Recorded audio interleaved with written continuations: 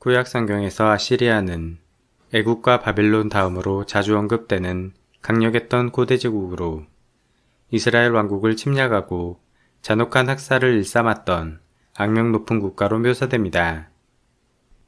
아시리아는 이집트 피라미드와 수메르 지구라트가 한창 건축되던 기원전 25세기 티그리스강 중류의 작은 도시 왕국으로 시작되었습니다.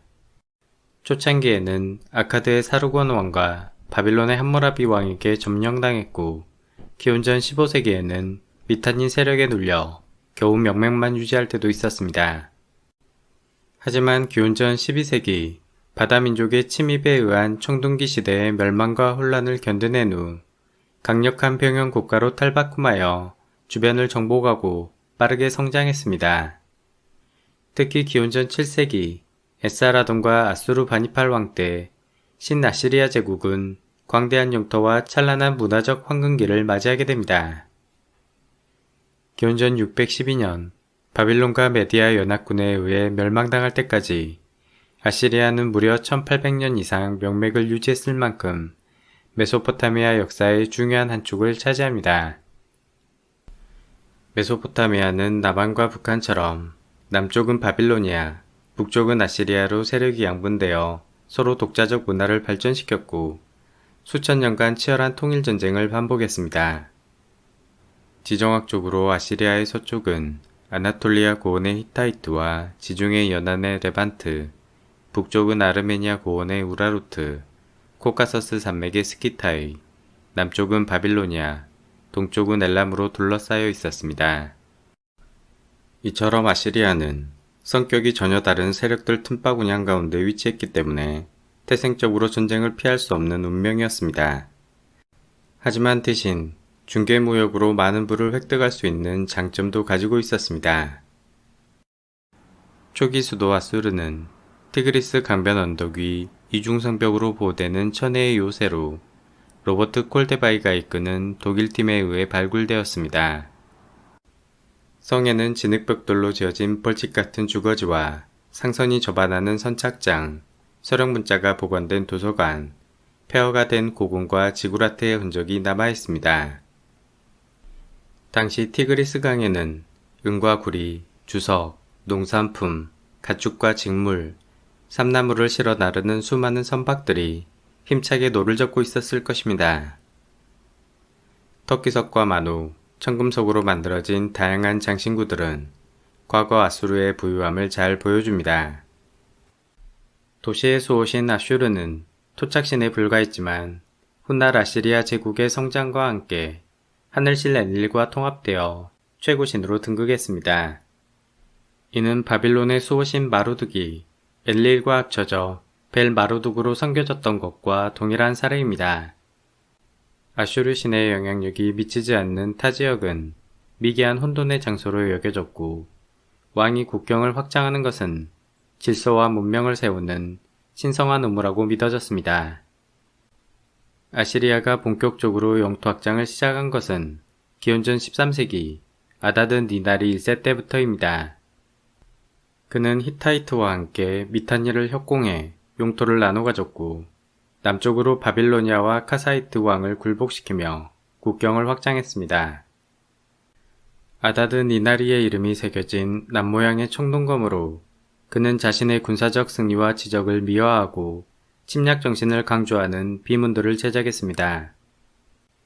이집트 아마르나 외교문서에는 당시 갑자기 두각을 나타내는 아시리아를 견제하기 위해 카사이트 왕이 아케나텐에게 서신을 보내 아시리아를 성토하는 모습이 묘사되어 있습니다.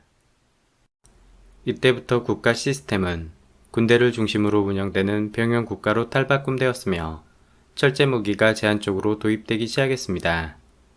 실제 히타이트의 하투실리와 아다드 니나리 사이의 외교 서신에는 신무기인 철제 단검 구입과 관련된 내용이 기록되어 있습니다. 또한 수도 아수르는 폭이 4km 정도로 면적이 매우 협소했기 때문에 후계자 살마네살 왕은 널찍한 평원의 전략도시 ним누드를 개발했습니다. 참고로 아시리아의 가장 중요한 핵심 도시는 아수르, ним누드, 니네베 세 곳입니다. 기원전 11세기 강대국 히타이트를 비롯해 지중해 연안의 중소국가들은 바다민족의 침입으로 급작스럽게 멸망하였고 화려했던 청동기 시대는 막을 내렸습니다. 아시리아는 내륙에 위치하여 상대적으로 피해가 경미했고 야망이 넘치던 티글라트 필레세르 1세는 기회를 놓치지 않고 혁신적인 군대 개편을 통해 힘을 키웠습니다. 그는 군인들을 철제 무기로 무장시키고 보병대, 장창부대, hum수부대, 전차부대, 공성부대, 보급부대 등으로 세분화시켰으며 특히 탱크 형태의 신개념 공속무기를 사용했습니다. 과거 총동무기는 아프가니스탄 주적의 한정된 원료 제공으로 생산량이 제한적이었으나 반면 철광석은 어디서나 쉽게 구할 수 있기 때문에 재련 기술만 있으면 충분한 무기 생산이 가능했습니다. 아시리아 군인들은 강을 건너기 위해 양가죽 공기 튜브를 사용하거나 높은 기술력의 수송선을 운용하고 로마 군인들처럼 다리를 건설할 정도로 뛰어난 엔지니어였습니다. 티글라트 필레세르 1세는 세력이 약화된 아나톨리아와 레반트로 원정을 떠났고 연전연승을 거두었습니다. 그는 핏빛 철의 제국 시대를 최초로 개막한 무자비한 정복자로 그의 승전과 치적들이 기록된 온통형 점토판에는 다음과 같이 쓰여 있습니다. 나는 42개의 땅과 5명의 통치자, 2만 명의 병사와 싸워 승리했으며 그들의 목을 베고 산더미처럼 쌓아 올렸다. 도시를 불태우고 아무것도 남지 않게 파괴했다. 이때부터 아시리아의 왕들은 잔인한 사륙을 과시하는 전통이 자리 잡았고 자신들의 잔악행위가 권력과 번영을 보존해 준다고 믿었습니다. 또한 티글라트 필레세르는 넓은 제국에 걸맞는 새로운 수도 니네베를 건설했습니다. 이곳의 현재 위치는 이라크의 위험한 도시 모술 지역으로 북동쪽 쿠윤지크 언덕에 니네베 왕궁의 유적터가 남아 있습니다. 니네베는 성경에서 니느웨로 불리며 총수부머지나 언급될 정도로 바빌론과 쌍벽을 이루는 고대의 중심 도시로 성장했습니다. 구약 성경에서 이스라엘 선지자 요나는 고래에 삼켜지는 고난을 거치며 적국의 수도 니네베에 도착했고 주민들에게 멸망을 피하기 위해 회개할 것을 설파합니다. 니네베의 존재는 신화 속 도시처럼 오랜 세월 동안 완전히 잊혀졌으나 19세기 중반 모술로 파견된 프랑스 외교관 에밀 보타에 의해 도시가 실존했음이 밝혀졌습니다. 에밀 보타는 모술 지역의 산지에 있는 흙 언덕들 밑에 고대의 보물이 묻혀 있다는 풍문을 듣고 솔깃했습니다. 그는 오래된 성체의 폐허처럼 보이는 쿠윤지크 언덕을 선택해 파헤쳤으나 별다른 소득을 거두진 못했습니다. 하지만 보타의 발굴 소식을 들은 근처 코르사바드 지역민이 자신의 집 주변에 고대의 유물들이 묻혀 있음을 알려주었습니다.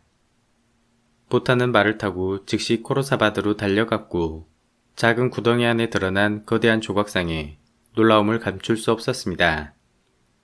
긴 수염의 남성, 날개 달린 황소, 웅장하고 위엄이 넘치는 낯선 미술 양식이 범상치 않았고 보타는 프랑스의 서신을 보내 성서의 니네베를 발견한 것 같다고 보고했습니다. 그의 발견은 유럽 대중의 뜨거운 관심을 불러일으켰고 프랑스 정부의 전폭적인 지원 아래 전례 없는 대규모 발굴이 진행되었습니다. 200여 개의 방과 안뜰로 구성된 2.5제곱킬로미터의 정사각형 궁전 윤곽이 드러났고 점토 실린더 기록을 통해 이곳이 정보광 중 한 명인 사르곤 2세가 건립한 두루샤르킨 궁전임이 밝혀졌습니다. 라마수 석상이 지키는 거대한 입구는 마차가 통과할 수 있도록 대형 경사로가 놓여 있었으며 성벽과 막루는 매우 높고 두터웠습니다. 궁전 안에는 이상적 낙원을 표현한 듯한 언덕 형태의 인공정원이 꾸며졌으며 세계 곳곳에 과일나무와 삼나무가 심어졌습니다. 몇몇 학자들은 바빌론의 공중정원이 두루샤르킨 정원에서 영향을 받았을 것이라 추측합니다. 궁전 벽면은 왕의 정벌 모습과 조공을 바치는 사신들의 부조 작품들로 꾸며졌으며 사자를 안고 있는 길가메시의 거대한 조각상 또한 이곳에서 발견되었습니다. 조각상들은 강도가 약한 설화석고로 만들어졌기 때문에 햇빛에 노출되자 곧바로 금이 가기 시작했습니다. 포터는 유물을 프랑스로 이송하는 데만 급급해 여러 조각으로 잘라 상자에 나눠 담았고 염소가족 뗏목에 실어 강하류로 보냈습니다. 주먹구구식 운송 때문에 일부 상자는 급류에 휩쓸렸고 일부는 바그다드 부족민에게 약탈당하면서 많은 상자가 소실되었습니다. 그럼에도 불구하고 이송된 유물만으로도 엄청난 규모를 자랑하며 개인적으로 루브르 박물관을 관람했을 때 수많은 예술 작품들 중 압도적 유형의 드루샤루킨 조각상들이 가장 강렬한 기억으로 남아있습니다. 한편 영국의 젊은 탐험가 오스틴 레이어드는 유목민과 생활하며 모술을 여행하던 중 발굴 현장을 방문하게 됩니다. 포타의 성공담에 고무된 그는 니네베를 직접 찾아내기로 결심하고 영국 대사를 설득해 자금을 지원받았습니다. 레이어드는 티그리스강과 잡강이 합류하는 지점에 위치한 무너진 흙벽돌의 언덕이 니네베의 유력한 장소라 추측했고 정말 운 좋게도 땅을 판 지 몇 시간 만에 석판을 발견했습니다. 거대한 라마수 조각상 6쌍을 포함하여 신성한 열매를 들고 있는 독수리신, 생명의 나무, 전쟁 장면을 묘사한 수많은 부조 작품들과 살마네셀 3세의 검은 오벨리스크, 600여 개의 장신구들이 무더기로 출토되었습니다. 레이어드는 앞선 유물 수송의 실패를 교훈삼아 철저한 수송 작전을 펼쳤고 유물들은 모두 안전하게 대형 박물관까지 도착했습니다. 그는 이곳을 평생 니네베라고 믿었으나 이후 점토판 해석을 통해 아수르바니팔 왕이 건립했던 새로운 수도 림누도 이미 밝혀졌습니다. 레이어드는 두 번째 발굴지를 모색하다가 포타가 작업을 중단했던 쿠윤지크 언덕을 더 깊게 파보기로 결정했습니다. 그의 선택은 탁월했습니다. 70여 개의 방과 2000여 개의 조각상, 그리고 학자들에게 가장 높은 평가를 받는 아수르바니팔 도서관에 보관된 25,000개의 점토판을 발견하는 초대박을 터뜨린 것입니다. 특히 니네베 궁전벽을 장식했던 사자사냥 부조 작품들은 웅장하면서도 섬세한 아시리아 예술의 최정점을 보여주는 걸작입니다. 포효하며 달려드는 사자의 가슴에 칼을 찔러 넣는 왕의 용맹함과 화살에 박혀 피를 토하고 죽어가는 사자의 모습들이 극적으로 묘사되면서 아수르바니팔 왕의 권위를 한편의 영웅 서사시처럼 아름답게 과시하고 있습니다. 오늘날 남아있는 니네베의 성벽터 길이를 보면 당시 도시의 규모가 바빌론에 필적할 만큼 매우 거대했음을 알 수 있습니다. 성벽은 깊은 해자로 둘러싸여 있었고 성 내부에는 거대한 궁전과 지구라트 신전, 도서관, 행정건물, 창고, 병창기지가 위치했습니다. 아수르바니팔 왕은 전국 방방곡곡에서 종교, 역사, 법률, 문학에 이르는 온갖 종류의 점토판을 수집해서 도서관에 보관하였고 방대한 점토판 덕분에 우리는 고대 수메르, 바빌로니아, 아시리아의 역사에 대한 충분한 정보를 얻게 되었습니다. 점토 문자를 해독했던 헨리 놀린스 경은 나는 아시리아의 대형 조각상보다 이 작은 점토판이 훨씬 소중하다라고 말하며 애정을 드러냈습니다. 중앙국의 티글라트 필레세르 1세가 이루겠던 용토학장은 오래 지속되지 못하고 금세 쪼그라들었으며 기원전 9세기까지 침체기가 지속되었습니다.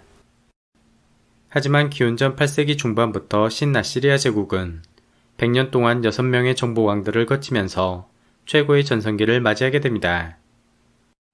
이들 정복왕들은 성경에서 이스라엘 왕국을 괴롭히는 악의 축으로 묘사되기 때문에 대중적으로도 잘 알려져 있습니다. 기원전 10세기 솔로몬 왕 때 이스라엘 왕국은 정점을 찍었으나 이후 북이스라엘과 남쪽 유다 왕국으로 분열되었고 강력한 아시리아에게 수시로 두들겨 맞는 동네북 신세로 전락했습니다. 티글라트 필레세르 3세는 신아시리아 제국을 개막한 인물로 최초로 직업 상비군을 창설했으며 기동성이 뛰어난 기병대를 발전시켰습니다. 그는 북이스라엘까지 쳐들어가 무나임 왕을 굴복시켰으며 이후 바빌론을 함락하고 메소포타미아 전역을 통일했습니다. 패배한 왕을 발로 짓밟고 서 있는 티글라트 3세의 모습으로 그는 점령지의 총독을 파견해 중앙 집권안을 꾀했으며 반란을 억제하기 위해 대규모 이주 정책을 시행했습니다. 후임자 사르곤 2세는 쿠데타를 일으켜 왕위에 오른 인물로 부족한 정통성을 감추기 위해 아카드 제국의 사르곤 왕 이름을 차용했습니다. 그는 정복전쟁에 더욱 열을 올려 북쪽 우라르투 왕국을 토벌하고 반란을 일으킨 바빌론을 재점령하였습니다. 또한 그는 자신의 업적을 기념하는 호화로운 두르샤르킨 궁전을 건설했습니다. 사르곤 2세가 전쟁 중 사망하자 그의 아들 센나케립이 왕위에 올랐습니다. 이집트와 동맹을 맺은 이스라엘 왕국은 반란을 일으켰고 센나케립은 이를 진압하기 위해 레반트로 원정을 떠났습니다. 먼저 아시리아 군대는 천혜의 자연언덕 성벽인 라기스 요새를 공격했습니다. 이스라엘군은 높은 막로에서 돌과 화살, 횃불을 던지며 격렬하게 저항했지만 포위형 둔덕을 쌓고 공성 전차를 앞세운 아시리아 군대에 결국 함락당했습니다. 패배한 군인들은 머리가 잘리거나 꼬챙이에 찔리거나 살가죽이 벗겨지는 끔찍한 죽음을 맞이했습니다.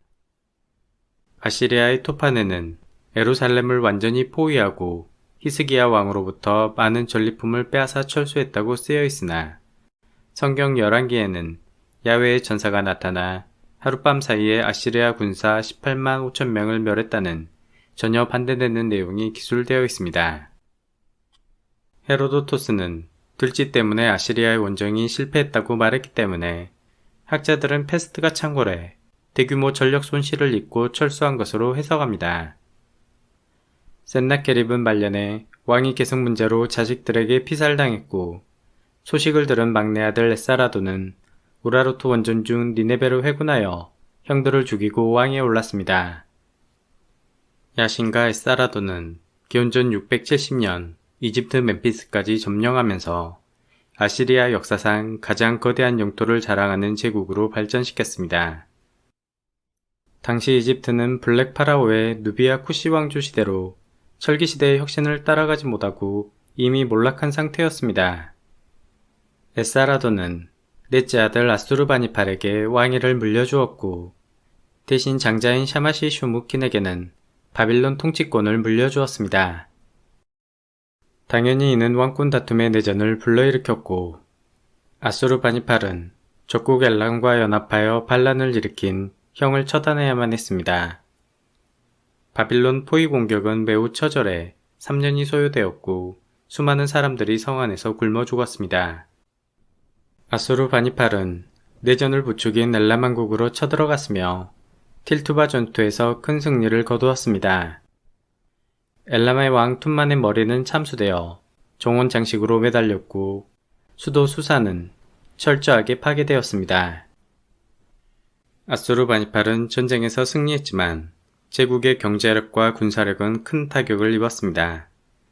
또한 주변국들을 가혹하게 핍박하고 대량 학살이 반복되면서 아시리아를 증오하지 않은 나라가 없을 정도로 반아시리아 정서가 팽배해졌습니다.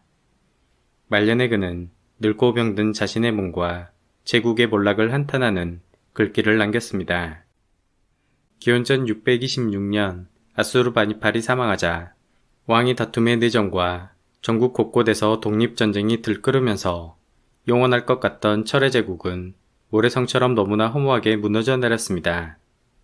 기원전 612년 바빌론의 나보폴라사르와 메디아의 케악세레스 연합군에 의해 니네베가 함락당하면서 아시리아 제국은 멸망했습니다.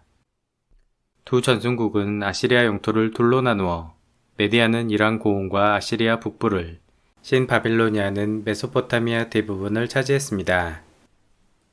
아시리아의 철권 통치가 순식간에 붕괴된 것은 거스를 수 없는 인가응보의 역사적 순리 때문일 것입니다. 아시리아 제국뿐만 아니라 알렉산더, 진시황, 징기스칸에서처럼 가혹한 부력을 앞세워 대제국을 건설하는 것은 가능할지 몰라도 이를 잘 통합하고 유지시키는 것은 훨씬 어려운 문제임을 우리에게 알려줍니다. 끝까지 시청해주셔서 감사합니다.